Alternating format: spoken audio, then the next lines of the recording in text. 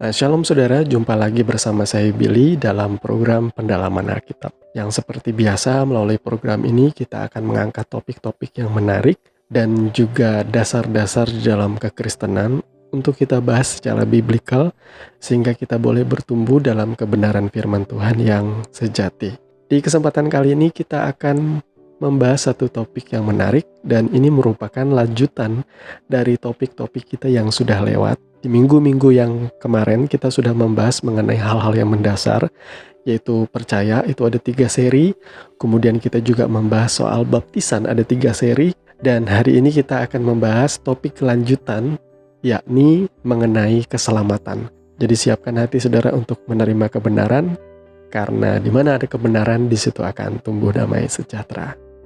Nah, dalam kitab suci orang Kristennya, memang keselamatan itu sifatnya eksklusif, hanya melalui Tuhan Yesus Kristus. Karena apa? Karena memang semua ayat-ayat firman Tuhan, baik itu dari perjanjian lama yang menggambarkan atau menubuatkan tentang Yesus, kemudian di perjanjian baru digambarkan seperti apakah pengorbanan Yesus di atas kayu salib, dan pemberitaan para rasul juga menegaskan bahwa keselamatan itu hanya melalui penebusan Yesus Kristus. Nah, untuk lebih memahami konsep keselamatan ini, mari kita buka ayat firman Tuhan di dalam Kisah Rasul pasalnya yang keempat, ayat yang ke-12.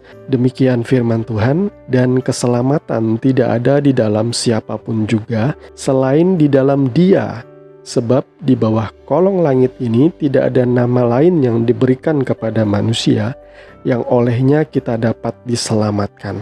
Jadi kata dia di sini tuh kalau kita baca keseluruhan konteks dari Kisah Rasul pasal 4 itu mengacu pada Yesus. Jadi pemberitaan tentang Kristus Yesus yang dilakukan oleh para rasul, mengorbankan nyawa, semuanya demi membawa kabar sukacita bagi kita semua bahwa melalui Yesus kita boleh diselamatkan.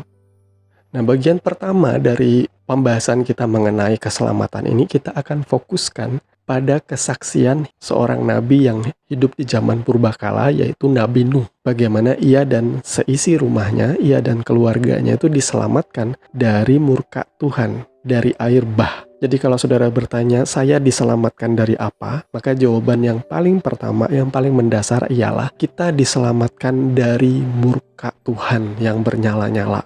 Kalau saudara membaca di dalam Kejadian pasalnya yang ke-6, ayatnya yang ke-5, dan seterusnya, demikian firman Tuhan, ketika dilihat Tuhan bahwa kejahatan manusia besar di bumi dan bahwa segala kecenderungan hatinya selalu membuahkan kejahatan semata-mata, maka menyesallah Tuhan bahwa ia telah menjadikan manusia di bumi dan hal itu memilukan hatinya. Berfirmanlah Tuhan, aku akan menghapuskan manusia yang telah kuciptakan itu dari muka bumi, baik manusia maupun hewan dan binatang-binatang melata dan burung-burung di udara, sebab aku menyesal bahwa aku telah menjadikan mereka. Tetapi Nuh mendapat kasih karunia di mata Tuhan.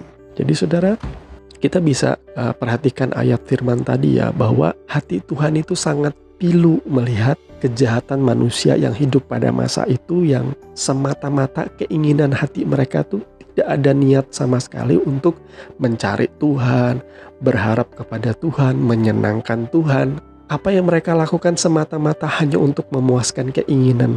Dan apa yang menjadi keinginan manusia pada waktu itu adalah berbuat kejahatan. Dan itu membuat Tuhan menyesal sudah menjadikan manusia. Maka Tuhan pun berikhtiar atau memiliki keinginan untuk memunahkan seluruh makhluk hidup, manusia dan segala hewan dan segala yang bernyawa. Tuhan ingin musnahkan pada waktu itu. Bisa dikatakan bahwa keselamatan yang pertama yang kita mau bahas ini adalah bicara soal keselamatan dari murka Tuhan. Jadi manusia yang hidup pada zaman Nuh dengan manusia yang hidup pada zaman sekarang itu saya pikir kurang lebih sama aja. Bahwa kecenderungan hati manusia itu semata-mata biasanya akan membuahkan kejahatan demi kejahatan yang menyakiti hati Tuhan.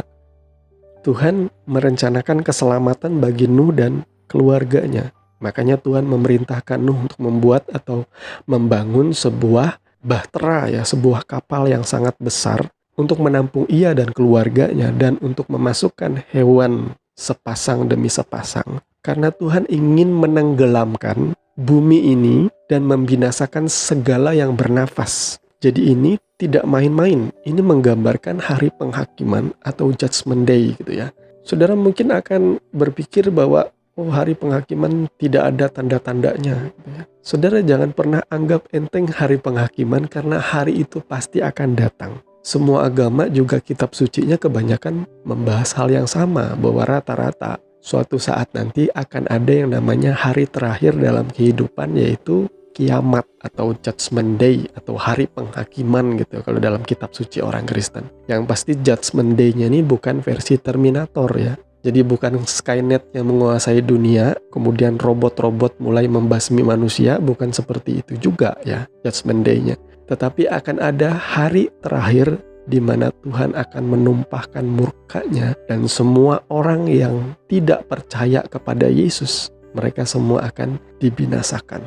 Karena Yesus itu adalah gambaran dari bahtera itu sendiri. Karena sebagaimana Nuh membangun bahtera pada masa itu, saya bisa membayangkan ia sedang membangun bahtera yang besarnya seperti lapangan sepak bola, seperti stadion ya. Dia membangun itu di tempat yang tinggi, mungkin di atas sebuah gunung, dan ia mengerjakannya itu bertahun-tahun, berpuluh tahun. Mungkin orang akan berpikir ini orang-orang gila. Dia membangun kapal di atas gunung. Banjir nggak ada, hujan nggak ada, badai nggak ada. Seperti ini juga orang-orang yang sedang membangun hidup mereka di dalam Tuhan. Sementara orang-orang atau manusia di dunia pada waktu itu hidup dengan segala kecenderungan hati mereka yang jahat. Mereka bersenang-senang, mereka mencapai segala keinginan-keinginan mereka hidup di dunia ini. Pada waktu itu Nuh dengan taat, dengan tekun, ia membangun bahtera yang Tuhan perintahkan untuk ia bangun. Karena ia percaya dalam imannya bahwa kalau sudah Tuhan suruh ia melakukan itu, hari itu pasti akan datang ketika Tuhan akan menghukum dunia ini dengan air bah, dengan hujan, dengan badai. Saya mau kasih tahu pada saudara, disinilah kita akan ketemu arti dari kata eksklusif, bahwa keselamatan pada zaman Nuh itu hanya melalui bahtera itu semata. Jadi orang tidak akan pernah bisa selamat di luar ia menaiki bahtera itu. Mungkin pada waktu hujan mulai turun dan banjir mulai datang, orang-orang pasti akan mulai naik ke atas tempat yang tinggi ya. Mereka akan mengungsi ke tempat yang tinggi. Mungkin ada yang dengan cepat, dengan cekatan mulai membuat perahu, membuat kapal-kapal kecil. Tetapi semua itu akan menjadi sia-sia karena hujan yang turun, air bah yang menguasai bumi itu terjadi ratusan hari ya. Jadi saudara bisa bayangkan bahwa air itu menguasai bumi itu sangat lama. Itu ada sekitar 150 hari banjir itu berkuasa gitu ya. Sedangkan Nuh dan keluarganya di dalam kapal itu saja ada sekitar 314 hari mereka di dalam bahtera itu. Saudara bisa bayangkan kalaupun orang pada waktu itu membangun kapal atau membuat kapal-kapal kecil atau perahu, mereka tidak akan bisa bertahan karena tidak ada makanan. Orang mau naik ke atas gunung, gunung pun tenggelam oleh air bah itu. Karena murka Tuhan itu begitu hebat dan air itu melanda bumi sampai tidak ada tempat bagi orang-orang untuk menapakkan kakinya di daratan. Saya percaya pada waktu itu bumi benar-benar sepenuhnya tenggelam di dalam air. Dan hanya bahtera Nuh saja tempat di mana orang itu bisa diselamatkan.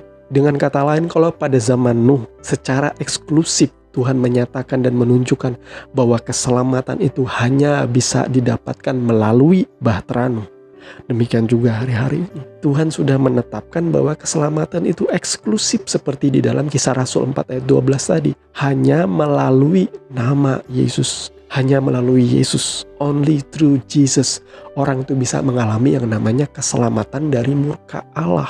Karena kelak hari penghakiman itu akan datang. Dan hanya mereka yang sudah menerima dan mengakui Yesus menjadi Tuhan dan Juru Selamat yang akan menerima keselamatan. Jadi tidak ada jalan lain.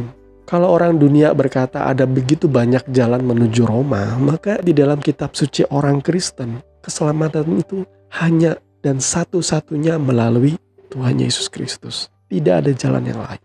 Oleh sebab itu, karena keselamatan yang eksklusif ini, seharusnya saudara bangga memiliki Kristus di dalam hidup saudara. Saudara bangga menjadi orang-orang percaya. Lalu kenapa saudara begitu mudah melepaskan iman saudara? Karena jawabannya sederhana, saudara bukan termasuk bagian orang-orang yang diselamatkan seperti Nuh. Saudara termasuk bagian orang-orang seperti orang-orang yang di dunia tadi, yang kecenderungan hatinya semata-mata adalah kejahatan. Jadi saudara, apakah saudara hidup dengan standar dunia? Bagaimana saudara mengejar karir, tetapi saudara tidak pernah membangun bahtera keselamatan di dalam kehidupanmu? Saudara tidak pernah membangun itu bersama-sama dengan Tuhan. Saudara tidak pernah membangun kehidupan manusia rohani, saudara. Karena satu saat kelak, saudara, semua yang saudara capai, semua yang saudara miliki di dunia ini akan tinggal nama. Orang mungkin akan mengenang saudara di kuburan, tetapi di hadapan Tuhan, pencapaianmu di bumi tidak akan ada artinya. Karena Tuhan akan melihat apakah ia mengenal saudara.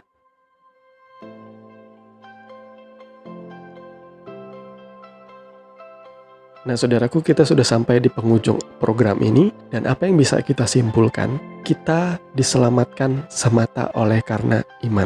Iman kepada Tuhan Yesus Kristus yang sudah menyerahkan nyawanya untuk menebus dosa-dosa dan pelanggaran kita. Nah sekarang saya mau katakan bahwa keselamatan itu adalah eksklusif hanya melalui Tuhan Yesus. Tidak ada jalan lain. Satu-satunya jalan keselamatan dan hidup adalah Tuhan kita Yesus Kristus. Saudaraku, demikian pembahasan kita di kesempatan kali ini.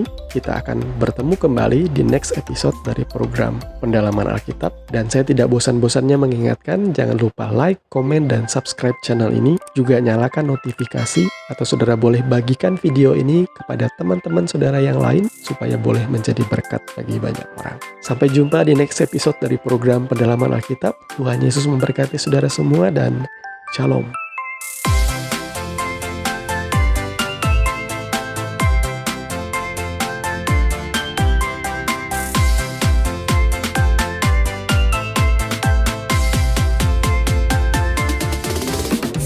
Wow.